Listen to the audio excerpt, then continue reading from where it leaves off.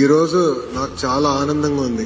ఎందుకంటే 175 నియోజకవర్గాల్లో సుమారుగా 7 లక్షల మందితో మీరందరూ పోటీపడి ఒక పక్కన ఎస్ఏ రైటింగ్, ఎలక్యూషన్, క్విజెస్ లో పాల్గొని నంబర్ 1 స్థానం సాధించి మీరందరూ ఇక్కడికి వచ్చి ఈ మాక్ అసెంబ్లీలో పాల్గొంటే నిజంగానే నాకు చాలా చాలా ఆనందంగా ఉంది.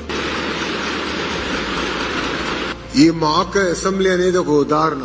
అంటే మన మనసులో ఒకటి సాధించాలి అనుకున్నప్పుడు దాని వెనకాల ఎంత కష్టం ఉంటుంది. ఇక్కడ ఈ వేదిక మీద పెద్దలందరినీ కన్విన్స్ చేసాల్సి వచ్చింది. నా ఆలోచన అయితే శాసనసభలోనే పెట్టాలని గౌరవ స్పీకర్ గారితో కూడా నేను అనేక సార్లు చర్చించాను.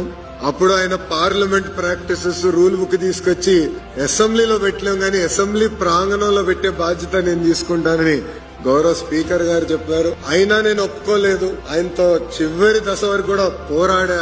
కానీ ఆ పోరాటం ఫలితమే ఈ రోజు ఇక్కడ మన మాక్ అసెంబ్లీ ఏర్పాటు చేసుకుంటాం జరిగింది.